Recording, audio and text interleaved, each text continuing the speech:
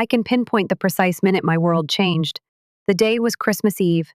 Like a memory attempting to reassure you before everything crumbles, the scent of pine and cinnamon permeated the air while the fireplace in the corner crackled softly. Traffic was worse than planned, so I was a little late getting to my mother's house, but I was happy when I arrived and held a tin of her favorite ginger cookies. The fact that I hadn't had time to properly wrap the cookies or that I had worked a 12-hour shift the day before didn't matter. Simply said, I was glad to see them. However, nobody was pleased to see me. Evan, my brother, nodded and looked up from his glass of wine for a moment. My mom didn't even get up from the sofa. I was treated as an afterthought by my father, who gave me a weary look. For too long, I waited in the doorway for someone to say Merry Christmas, or maybe just, Hello, we missed you. Nothing. Already, everyone was seated at the dining table. I didn't have a place yet. My name was not on any chair, literally. I saw the small name cards for Evan, his wife, my parents, and even Evan's 2 children, but I didn't see any for myself.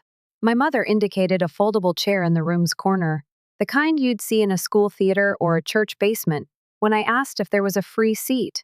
As everyone went back to talking as if I hadn't been there, I carried it over myself and dragged it across the hardwood floor. The family images they eventually uploaded online did not include me because I was seated at the far end of the table. My mom captioned the photo, the whole family together at last, and I finally got to see them the following morning. Not a single photo included me. I continued to smile during supper, though. I paid attention. I gave a nod. When someone made a joke, even if it was at my cost, I laughed graciously. I didn't bring up the fact that I had taken 3 unpaid days off work to be there when my brother made fun of me for being too busy for family events. I remained silent, not quite yet. But after dessert, the big hit was delivered. We were all passing gifts while seated in the living room. My mother handed Evan an envelope. He gasped as he opened it. Is this the house, Mom? She grinned as though she had accomplished something admirable. Now it's yours. Evan, you've always shown such responsibility. I blinked. The home? Our home? Is this the house my grandparents once owned? I spent every weekend and summer helping to restore it while I was still in college. When she claimed to be having trouble paying her taxes, I offered to co-own it with her. I looked over at her. Hold on, you gave the house to him? She avoided eye contact. It just made sense. I repeated my question, louder this time. However, what about me? You promised to discuss this with me. That it would be divided. You don't even have a family, Emma, she remarked in the coldest, most contemptuous tone I had ever heard her use as she finally met my gaze. Evan is married and has kids. He is more in need of it. Every phrase felt like a slap, as if I were a failure just for not living up to her ideal of the ideal life, which included marriage, children, Sunday church, and matching Christmas pajamas. Stunned, I stood there. Not upset. Not quite yet. Simply put, hollow. I wasn't finished, though. I went upstairs to get my coat later that evening. By mistake, I grabbed the incorrect file folder from the desk next to the closet in the corridor. It was her choice. It was now updated. It no longer included my name. The only one who benefited was Evan. No justification. No restrictions. There is no clause attached to it. Simply erased. Something inside of me broke at that same moment, not in a dramatic, loud way, but rather in a quiet, icy way. The type that doesn't recover in the same way. I refrained from screaming. I refrained from crying. I put the paper back where I found it, folded it nicely, and went downstairs as if nothing had occurred. However, something had. They were unaware of my next course of action. I didn't get any sleep that evening.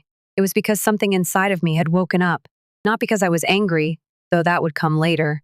The awakening was triggered by a sharp object within me. Something ancient. The years of silence, lowering my head and enduring every slight, seemed to have culminated in this moment. I had formerly decorated my childhood bedroom with drawings, trophies, and college acceptance letters that no one had framed, but now all I could do was look at the ceiling. I had painted the walls of that house more times than I could remember. I was the one who located a plumber in 2010 when the kitchen flooded. I cleaned the house while Mom recovered from hip surgery and drove her to appointments. Evan? He made one call, perhaps twice. She still gave him everything, though. The house wasn't the only thing. That punctuation mark was just the final, painful one in a story written long ago. Years of being ignored, viewed as inferior, and accepted rather than welcomed. There was a specific instance that stuck in my mind like a splinter. At the age of 10, I was sitting on the front porch steps, suffering from a skinned knee. Evan said that he had accidentally shoved me during one of our games, but my mother urged me to stop being dramatic after I started crying. She said Evan didn't mean it. He is only a boy, you're older. Act like the grown-up. That line became my life's theme song. Act like the grown-up. Take responsibility for your actions. Be the one who understands. So I did. Yes, I was. I had 2 jobs when I was in college, and I never asked them for money. My parents paid off Evan's debt even though he left school midway through his business degree. He was discovering himself, they asserted. When Dad's back gave out and the bills started piling up, I also found myself working midnight shifts and walking home with groceries. I had purchased at a discount so I could send them money. Because Emma is the reliable one, I put off romances, skipped vacations, and gave up promotions that necessitated relocation. If we need her, she will be there. I was, too. I was in charge of the purchasing, cooking, and setup every Christmas. Due to the grumpy children, Evan arrived late, neglected to pack anything, and left early. At every family get-together, Mom would rant to me when Dad yelled at her or Evan forgot her birthday. I would listen to her sob for an hour over the phone. This would happen repeatedly. I didn't interrupt. There was never a what about me. However, she never inquired. Not once. I once made an effort to discuss it. I had ended a 5-year relationship and was going through a difficult breakup at the age of 26. I sobbed when I contacted my mother to tell her how devastated I was and how I no longer felt important. Well, at least now you can focus on your career again, she added with a sigh. I recall silently gazing at the wall and wondering whether I had been speaking to a living brick all along. And now, with the will still fresh in my memory, I looked back on everything and came to a terrifying realization. I had never been seen by them, not in the role of a daughter, not personally, not even as a person worth thinking about. I served as a stand-in. I was a pillar of strength and stability. I was the one who provided unwavering support while they relied on me. And I became disposable the moment I didn't match their ideal of a married woman, a homemaker, or a babysitter. Again, Nang, I was told that by the will. Actually, though, I had already noticed it in their eyes. They signed the birthday cards, leaving no notes behind. They never questioned me, but they always asked Evan if he was seeing anyone. Never once did they say, "I'm proud of you." I recall being elevated to department head once. It was the outcome of years of hard labor, stress, late nights, and self-doubt. I informed them over the phone. "That's nice," my dad said. Did Evan receive the business financing for which he applied? Evan was always the one. I was a backup vocalist in a band I didn't seek to join, even though I excelled at everything and consistently outperformed him in terms of grades, employment, and responsibilities. Therefore, I want to share this part of my life with those who inquire about why I'm not close to my family, why I don't attend events, or why I don't post heartfelt Mother's Day tributes. However, I never do, as they wouldn't accept it. Photo albums and courteous smiles are the filter through which they view my family. They are unaware of the unwritten laws of being the quiet one, the missed calls, and the guilt trips. They are unaware of the draining nature of feeling that loving your family is just another task on your to-do list. That night, I began to think differently. This change was not limited to their perspective alone, but in relation to me. I had lived my entire life attempting to earn their approval. For what purpose? In the corner, a chair? A plate at the table that is empty? A will with a name struck off? I was suddenly struck by it. The knowledge that after everything I had done for them, they still regarded me as an afterthought. And something new was birthed in that void left by sadness. Decide. I wasn't going to plead for a spot this time. I was going to construct one for myself this time. They wouldn't anticipate it either. I was different when I woke up the following morning. I refrained from crying. I didn't grab my phone to text someone or call a friend to discuss it. I didn't even mentally relive the incident the way I used to when I felt insignificant or ignored. As an alternative, I got up, made a cup of coffee, and sat at the table and just breathed. I had changed in some way.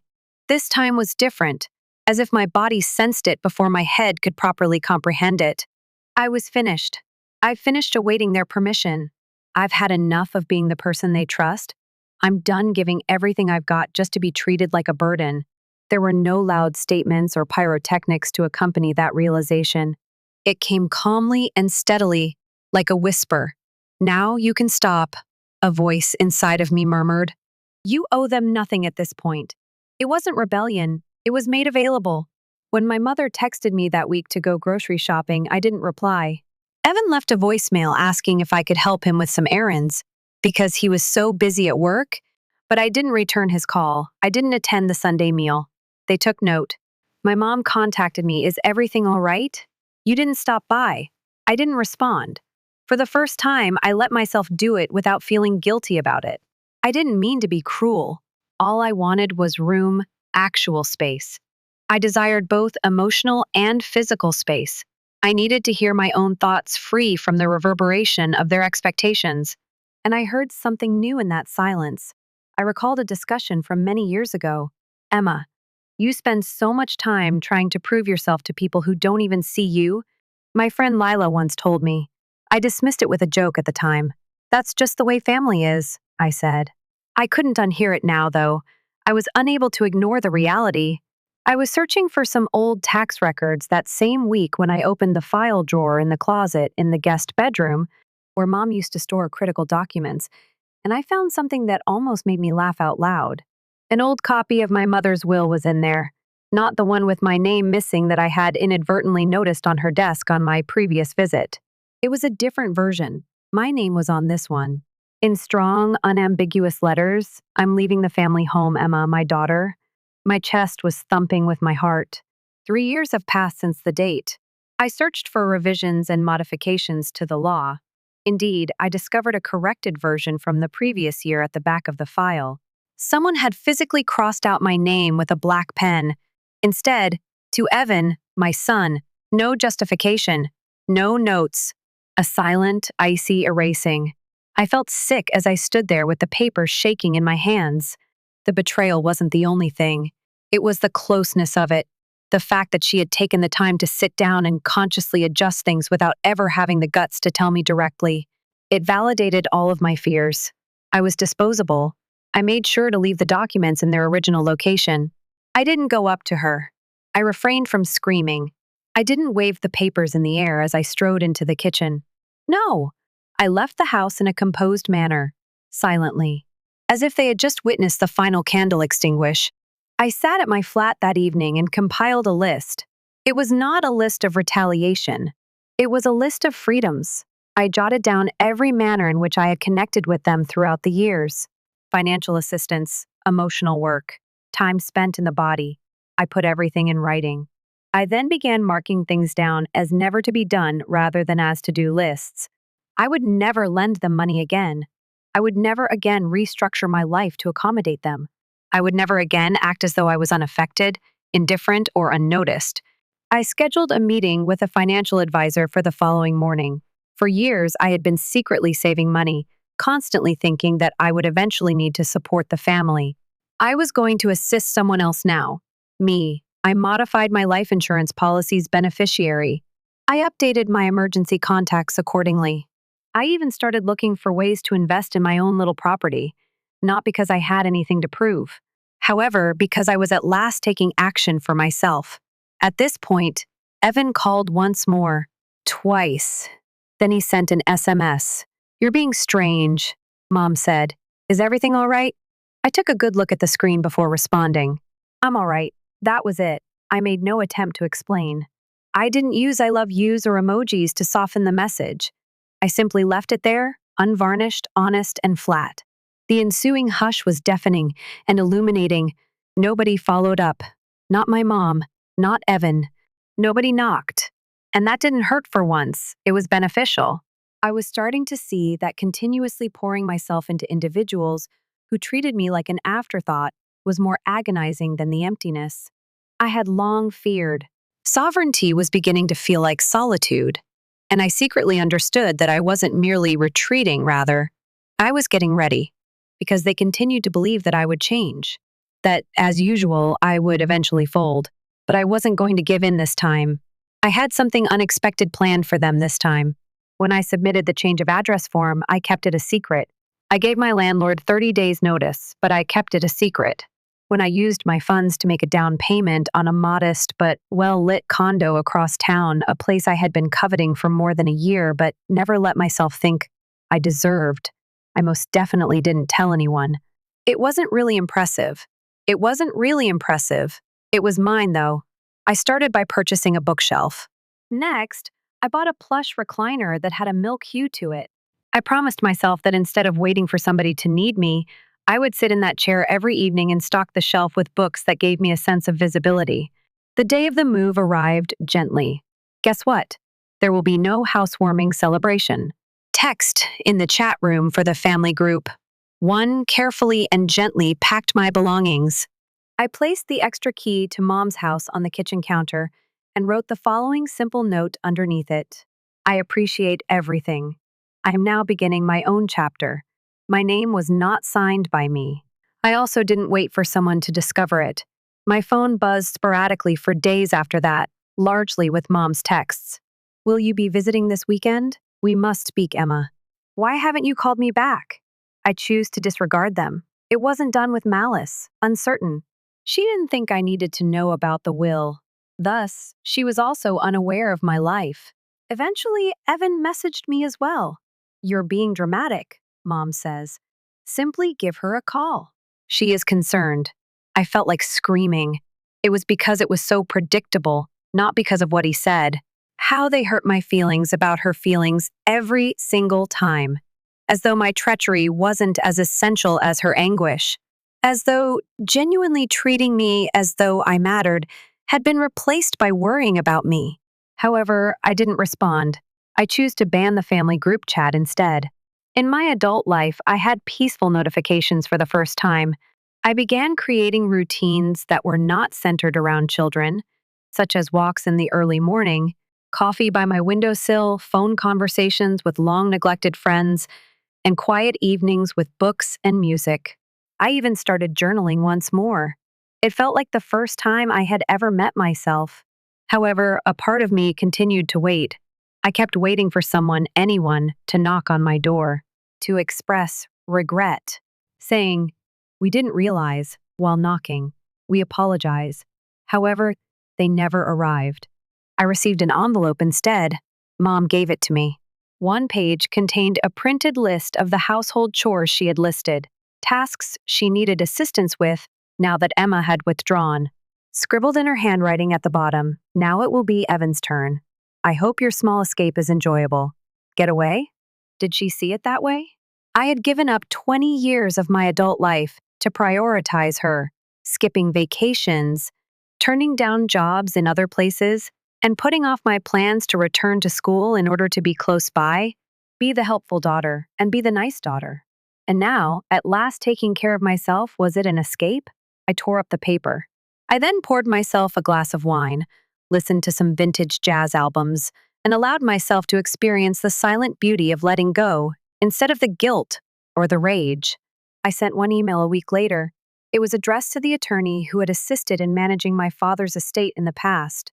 I requested a copy of the formal, notarized will from him. I was hoping to see it, to understand the facts, not only from my mother's distorted story but also from a legal standpoint. It came a few days later.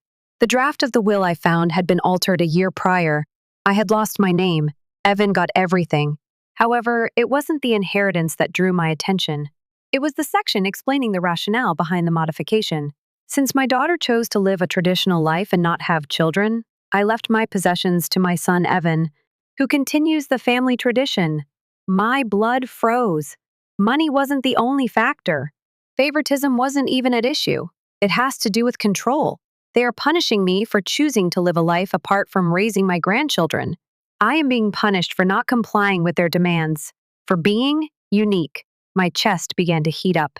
It wasn't shame this time, though. It was resolved. They believed that I had been left out of their story. They were unaware that I was already crafting my own narrative. Furthermore, it no longer involved pleading to be noticed. Silence has the advantage of teaching you to listen more intently. I quit waiting after weeks without communication, updates, or an apology. The silence was no longer vacant. It contained many of the answers I had previously avoided, and after holding the will in my hands in black and white, I came to the following realization. This was more than just a betrayal of feelings. It was lawful, deliberate, everlasting. The first had been erased. Formally, the quiet within me abruptly gave way to thunder. So I showed up, which was something they never expected. Evan's birthday was that day. Mom arranged a family meal at her house as usual. Normally, I would have assisted with the cake setup and making sure that everyone's plates were cleared and their drinks were filled before they ever asked. I was 15 minutes late this time. I dressed entirely in black. I didn't dress in black to mourn them, however, to commemorate the death of the version of themselves that they believed they possessed. They were making a toast when I entered. The room went cold. Emma? Like I was a ghost, Mom blinked. Evan grinned and said, "Wow, you do still exist. I didn't think you would arrive." I put a thin manila envelope on the dining table and said, "I wouldn't miss your big day." However, I arrived with more than just cake. Evan cast his gaze downward. "What is that?" I said calmly and clearly. "The will." Mom's version from the previous year. The color left her face. "This isn't the time," Emma said firmly. "No," I said, "because I've been waiting for this family to care about me for years. Odd that it never materialized." I looked across at Evan. "Mom modified the will to leave everything to you. Did you know that? Since I didn't want children? Since I didn't adhere to a certain plan outlined in the family legacy handbook?" Evan gave a shrug. "I'm not to blame for your decisions." "Exactly," I answered. "I'm currently creating my." I took out a copy of Dad's original will, the one that had remained unaltered until after his passing. It made it plain that Evan and I would split the inheritance 50-50ths. I talked to Dad's attorney, I added. And the house, it turns out? The accounts? Not all of it belonged to Mom alone. They jointly owned it. Any modification made without informing both beneficiaries is subject to challenge. Mom's jaw dropped. Did you go behind my back?" "No," I answered softly.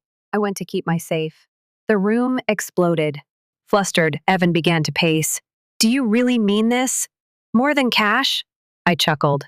"It's the exhausted, liberating kind, not the bitter sort." "Evan, this has nothing to do with money. The truth is at issue. About how, in order to be the good daughter, I spent years cleaning up Mom's tears, running errands, and skipping work opportunities, all the while you played football, moved towns, and received a claim for only coming to visit once a month." I raised a hand when Mom tried to interrupt. "You referred to me as self-centered. Because I didn't become a mother, you made me feel less of a woman. You know what's selfish, though? Using your daughter as a scapegoat and carer, then condemning her for not having grandchildren for you as if it were a trade-off." They remained silent. I inhaled. "The probate office has received a formal dispute from me. We will send you a notice shortly. If you'd like to, you can fight it. However, I have documentation, and more significantly, I have time and tranquility." I started to walk away but stopped. I looked at Mom and said, "Oh, and one more thing. Could you please remember to remove me from the family group chat? Perhaps think twice before labeling someone a burden the next time. You never know when she might be reading everything and then taking action." I left after saying that, away from their home, beyond what they had anticipated. They didn't include me in the story they wrote. I refrained from crying. I didn't yell. I didn't have to. For the first time in my life, I was regaining my value rather than pursuing their affection. 2 weeks. It took that long for the ripple to reach the coast. There was nothing at first. Only a storm of quiet. No phone calls, no emails. Don't apologize half-heartedly. Then bam. The estate lawyer sent me an email. Evan had attempted to change the title of the property to his name, but because of my disagreement, the motion was placed on hold. Officially, everything was being reviewed. Their delusion of mastery? Lost. I got an SMS from an unknown phone the same evening. "This is Evan's attorney, Mr. Andrews. To prevent needless escalation, we would value a private discussion." I didn't answer, because keeping individuals accountable was not superfluous. Then the phone calls began. Evan first. Next, Mom. Then Evan once again, blocked. I was done with excuses. More deception. However, you are aware of your mother's temperament. No. For years, they had rendered me invisible, and now they were rushing because I couldn't be erased. Later that week, I received a message from Jason, a cousin who was one of the few family members who had always shown me respect. I heard a hint of gossip in his voice when he called to check in. Is it true then? He gently inquired. You challenged the will? I sipped my tea and responded, I did. It turns out that legal paperwork can be read by even good daughters. After he laughed, he became serious. Is he being honest? Well done. We have witnessed your mother's treatment of you. However, nobody ever wanted to speak. I'm happy you're taking action at last. That stayed with me, since it indicated that they were able to see. Everyone saw. Like me, they simply opted for silence. Silence, however, is no longer my money. I began reclaiming my time, my voice, my personal area. At work, I stopped overcompensating. On time, I started heading home. Mom's guilt-ridden emails about how I never find time for family are over. Last year, I spent 3 months creating a handmade birthday album for Evan, which I then gave to the recycling bin. I made reservations for a solitary alpine vacation. And I snapped pictures of myself for the first time in ages. However, the calm did not arrive suddenly. Shadows were still present. There were nights when I woke up questioning whether I was mistaken, if I was unkind, if I had turned out to be the frigid person they constantly accused me of being. I would then recall those screenshots, though. Emma simply lacks gratitude. Her life is being wasted. Perhaps she would comprehend the dynamics of a family if she had children. The final one. I was carved with that one, because it was conditional in addition to being harsh. They all had a cost, their respect, their affection, and their inclusion. Motherhood on their terms seemed to be that price. However, I had already paid with my life for their approbation.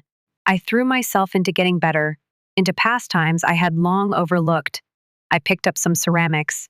I burned the first 3 bowls I made, continued. I resumed journaling, writing things I was afraid to utter aloud. They did not make a mistake with me. I'm a good daughter. I'm not self-centered for picking myself. I also met someone. Silently. Not a romantic drama. I had a nice conversation with a local bookshop owner who simply responded, more time for novels, then, without questioning why I wasn't married or blinking when I told him I didn't want children. And that was sufficient. I didn't want to rush into anything, because I finally had time to be myself, guilt-free. The fallout persisted in the meantime. It seems that Mom's Bridge Club began to whisper. Once posting constantly about family togetherness, Evan's wife removed all of her posts that featured Mom. It didn't make me happy. However, I didn't feel sad either. There are repercussions for actions. Furthermore, I was no longer going to cushion their landing. A delivery showed up at my flat one afternoon. There was no label included for returns.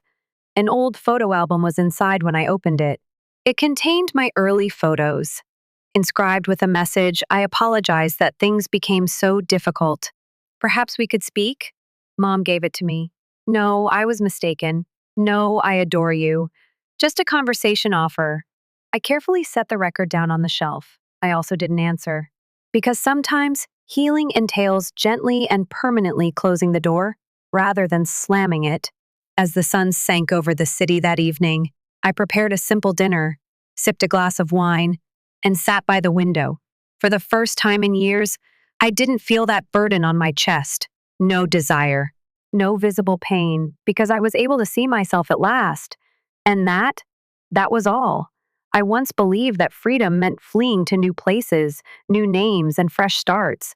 However, I now realize that true freedom means being where you are and not letting yourself diminish.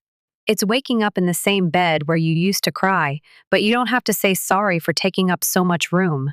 It's entering the same space where they used to ignore you and recognizing that you don't give a damn if they look. It's choosing peace because you ultimately saw you were worth more than chasing scraps, not because you gave up. I didn't win a house after everything, including the betrayal, the silence, and the will. Alternatively, I could have received a gift or a ribbon tied around a heartfelt apology.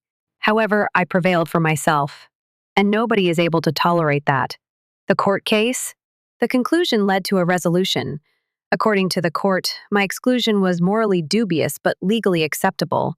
Although I received compensation, a lump sum that wasn't life-altering but sufficient to demonstrate that I wasn't invisible, the estate remained mostly in Evan's name. Throughout the last hearing, Evan didn't even glance at me. And that was all right, since I failed to support him. I also wasn't there for Mom. I supported myself. I just said, "No, Your Honor," when the court asked if I had anything to add before the agreement was finalized. By showing up, I've already stated everything I needed to, and that was all. With my head held high, I left the courtroom. Don't cry. No speeches. Only me. I moved into a tiny, bright flat just outside the city a few months later.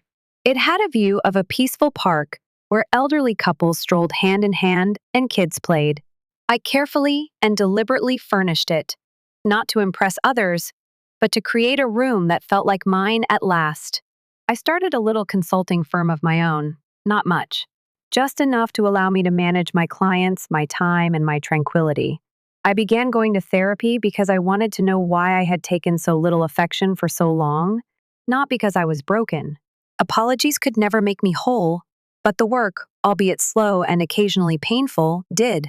And the proprietor of the bookshop? He is still alive. On Sundays, we enjoy coffee together. We discuss books occasionally. We sit in silence occasionally. I also never feel the urge to perform, for whatever reason. "Do you think you'll ever reconcile with your mom?" he once asked. I pondered for a while before responding. I honestly said, "I don't know. I've already made peace, though. Alongside her, alongside Evan, with the young girl I once was, who was constantly striving to be good enough. That tranquility wasn't theirs. It resulted from my own decision. I had to learn something that my mother never taught me. And now, years later, I don't see the daughter who was left off the will when I look in the mirror. I don't see the self-centered woman who chose not to have children in order to gain acceptance. I see a woman who made the right decision, a woman who made her own decisions, a woman who discovered her strength after losing her family. I occasionally see moms with their daughters when I go to the park. That sight used to hurt me. I just smile now, because I'm proud of the woman I've become, and I've reconciled with the daughter I was. To everyone watching, if you have ever been told that you are too much, inadequate, or a letdown for taking a different route, take this as a sign. You don't cause trouble. You've not failed. You're not damaged. You're at liberty. You also get to start writing your own story right now. Because being excluded from someone else's plan could be the start of your own existence.